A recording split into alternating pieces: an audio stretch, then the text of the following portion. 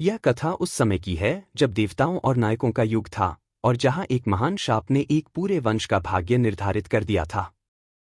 गांधारी, जो महाभारत के विनाश के बाद गहरे दुख में डूबी हुई थीं, ने यादव वंश पर शाप दिया था कि उनके भीतर अहंकार और कलह का बीज होगा, जो अंततः उन्हें विनाश की ओर ले जाएगा। इस शाप की गूंज उन सदियों में फैल गई जब भगवान कृष्ण के घर में एक विशेष बच्चे का जन्म हुआ, संब, जाम्बवती का पुत्र, जिसकी अनियंत्रित शरारतें और अहंकार बाद में उसके जीवन की दिशा तय करेंगे। संब का जन्म एक बड़े उत्साह और उल्लास के साथ हुआ। आकाश में चमकते तारे, सुगंधित वायुमंडल और दिव्य संकेतों ने उसके आगमन का स्वागत किया। लोग उम्मीद करते थे कि वह अपने पिता भगवान कृष्ण की तरह एक महान योद्धा और नायक बनेगा। लेकिन जैसे जैसे समय बीता, यह उम्मीद धीरे धीरे टूटने लगी। बचपन में संब एक चंचल और जिज्ञासु बालक था। वह हमेशा कुछ नया करने की कोशिश करता, कभी कभी तो ऐसे शरारतें करता कि घर के बुजुर्ग और गुरु भी हैरान रह जाते थे। वह अपने पिता की कीमती वस्तुएं छुपा देता, मंदिर के पवित्र सामान को उलट पुलट कर देता और फिर मासूम मुस्कान के साथ उस भूल का आनंद लेता। उसके इस नटखट स्वभाव ने उसके आसपास के लोगों में हंसी के साथ साथ चिंता भी पैदा कर दी। बचपन की ये शरारतें थोड़े थोड़े करके बड़े कद के अहंकार और दुष्ट प्रवृत्तियों में बदल गईं। संब ने धीरे धीरे यह सोच लेना शुरू कर दिया कि वह भगवान कृष्ण के बेटे होने के नाते सब पर भारी है। उसकी मासूमियत की जगह अब अविवेक और घमंड ने ले ली थी। उसे अपने गुरुजनों और माता पिता की बातों में अब वह गंभीरता नहीं दिखती थी और वह अपनी मस्ती में इतना खो गया था कि उसने पारंपरिक नियमों और पवित्र रीति रिवाजों को चुनौती देना शुरू कर दिया। एक दिन, जब सब ऋषिमुनियों ने एकत्र होकर पूजा और साधना का आयोजन किया था, संब और उसके मित्रों ने एक बड़ी शरारत रच दी। उन्होंने सोचा कि क्यों न ऋषियों के सामने एक मजाकिया प्रहसन किया जाए। वे सब मिलकर नकली वेशभूषा धारण करने लगे। संब ने खुद को एक गर्भवती महिला का रूप दिया, जिस पर उसने इतना अभिनय किया कि ऋषियों को विश्वास हो गया कि वह वास्तव में गर्भवती है। यह प्रहसन ऋषियों के लिए असहनीय था। वे इस अपमान और अनादर को अपने पवित्र रीति रिवाजों के खिलाफ मानने लगे। एक वृद्ध महर्षि ने कठोर शब्दों में चेतावनी दी, यदि तुमने अपने व्यवहार में सुधार नहीं किया, तो तुम्हारे और तुम्हारे वंश का अंत निश्चित है। उस दिन ऋषियों द्वारा दी गई चेतावनी ने गांधारी के शाप की गूंज को और भी गहरा कर दिया। जैसे जैसे संब बड़ा होता गया, उसका स्वभाव और भी दुष्ट होता चला गया। उसकी शरारतें अब केवल मस्ती तक सीमित नहीं रहीं, बल्कि उनमें अहंकार, अति आत्मविश्वास और धार्मिक नियमों के प्रति अवहेलना भी शामिल हो गई।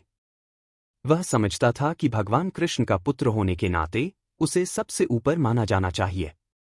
इस सोच ने उसे धीरे धीरे अकेलापन दिया, क्योंकि उसके करीबी लोग और गुरु उसकी इस बदलती प्रवृत्ति से चिंतित हो गए। भगवान कृष्ण ने कई बार उसे समझाने की कोशिश की, उसे विनम्रता और अनुशासन का महत्व बताया, पर संब के मन में उसका अहंकार इतना गहराया कि उसने इन उपदेशों को अनसुना कर दिया। भगवान कृष्ण के धरती छोड़ने के बाद यादव वंश में एक अजीब सी खलबली मच गई। बिना कृष्ण के संरक्षण और मार्गदर्शन के वंश में कलह और आपसी द्वेष का माहौल फैल गया। संब का अहंकार और दुष्ट कर्म अब पूरे परिवार में फैलने लगे। एक बड़े उत्सव के अवसर पर, जब सभी यादव एकत्रित हुए, उस दिन का माहौल पहले की तरह हर्षोल्लास से भरा नहीं था।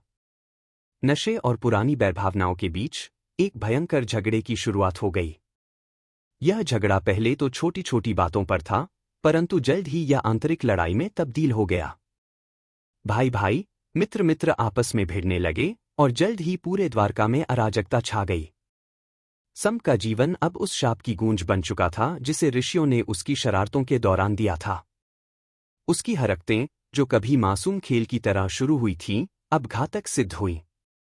उसकी अनियंत्रित प्रवृत्ति ने न केवल उसके व्यक्तिगत जीवन को, बल्कि पूरे यादव वंश को विनाश की ओर धकेल दिया। द्वारका में होने वाला वह भीषण झगड़ा एक चेतावनी था कि अगर अहंकार और बेईमानी शरारतें जारी रहें, तो संपूर्ण वंश का पतन निश्चित है। अंततः उस दिन द्वारका की भव्य नगरी आग और विनाश में तब्दील हो गई। अपने ही लोगों के बीच लड़ाई झगड़े ने ऐसा माहौल बना दिया कि भगवान कृष्ण के द्वारा स्थापित प्रेम, अनुशासन और एकता का संदेश खो गया।